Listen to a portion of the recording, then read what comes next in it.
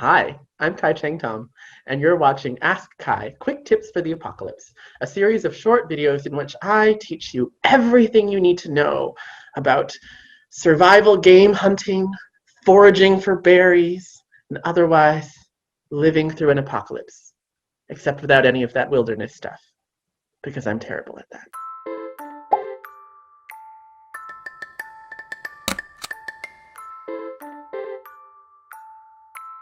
Just one thing before we get started, dear listeners. If you're hearing anything in the background, it's because they are building a condo to my left and a condo to my right. Condo in front of me, a condo in my heart. They are just building condos everywhere in this town because that is what we need in a pandemic. More extremely expensive, high density living. So today's question is, Dear Kai, I have come to identify as asexual, but most people think I'm gay. For most of my life, I've had behaviors that people kind of stereotype as gay behaviors. I'm gender nonconforming, and I also have certain kinks that are not in the heterosexual norm. And so I've always made gay friends, moved in gay political circles, I'm very active in the gay community and queer community, but I'm asexual, or at least that's how I feel now. But everyone just thinks I'm gay. And I wonder, is there a point to trying to dispel this rumor, or should I just let people think whatever they think? So this question to me feels like a question about connecting our internal world with the external world.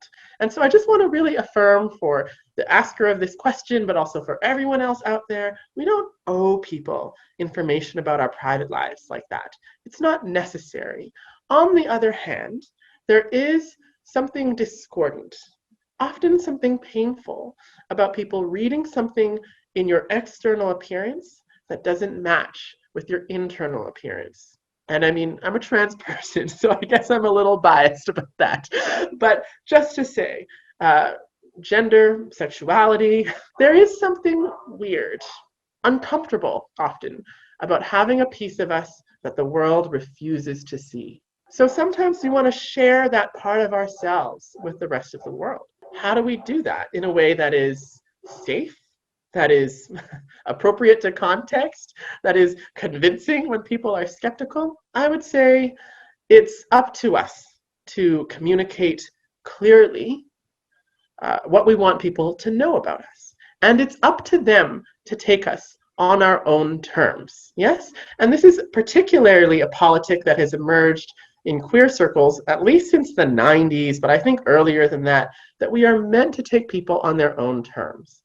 You know, there was once a queer movement that was very much about almost forcing people out of the, quote, closet, about categorizing people. We still feel echoes of this today in certain parts of lesbian gay community where, you know, you might have heard that this idea that bisexuals are not really queer, or that bisexuals aren't lesbian women in the way that non-bisexual women are. And there's a lot of argumentation about that. And there are real political reasons for that. But personally, I prefer to subscribe to perhaps a more contemporary politic, which is that we each get to identify in our own way. And if we change our minds, quote unquote, or if we simply develop and explore and evolve in a different direction, then that's okay too. So if I identify as gay in my teens, and then bisexual later on, and then I also transition and I'm trans later, and then I become trans non-binary, it is up to me to let people know if I want people to know that. And it's up to the people around me to be like, yeah, we affirm your right to self-identify and to make changes to your identity whenever you feel like. We don't really need to get too bothered about that. So to this person, I would say, well, there may be some people for whom it is really important to know, right? Like, do strangers or people we see once in a while at a meeting or a party, if there were parties anymore, do we really need acquaintances to know this internal part of ourselves? Maybe, maybe not. My guess is that it is more important for close friends to know, people who are proximal in our lives that we see every day. And so, the way we reveal the information depends on who we're talking to. But if it's someone who's really close to us, then my suggestion is that a simple conversation actually can be really helpful. Like, just so you know, I'm not gay. I'm asexual is a perfectly acceptable thing to say to a friend over coffee, or I guess Zoom coffee in this case. You might text that or message. You might decide that you're going to write a group letter or message or email to a small number of intimate friends, right? Like, just to say, I want to let you folks know this. And it's also perfectly acceptable to say, and I feel it's important to tell you this because it seems like a lot of people assume things about me that are not necessarily true. Now, when we're talking about more random or casual acquaintances, well, the thing about sexuality is it's hard to bring up in a way that feels contextually appropriate in a lot of moments. So, we might want to wait. But if you're meeting new people, and in queer community, we often do these check-in circles, right? Like, hi, my name is this, and I identify this way. Then maybe it's appropriate for you then to say, hello, my name is, and I identify as sexual, and then just move on, right? And then people have that in their minds. You might want to put it, on your social media profiles. Also, a lot of people do this so that people can know without having to have the conversation about it. There are lots of different ways, but I just want to say, it's important to affirm that your inner world, the more that you're able to share that with the people who are important to you, the stronger and more resonant those relationships are going to become. And so maybe this is why it feels important, because there's a loneliness in having a part of you not seen by the people you care about.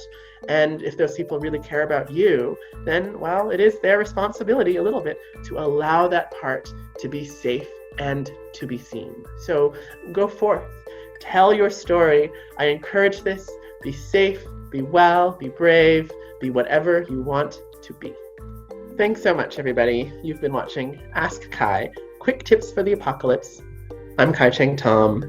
Stay safe, wash your hands, wear a mask. Maybe don't fly to a remote community from a city and jump the vaccine line and then pretend you didn't do that. Wait for your turn to get the vaccines. Be well.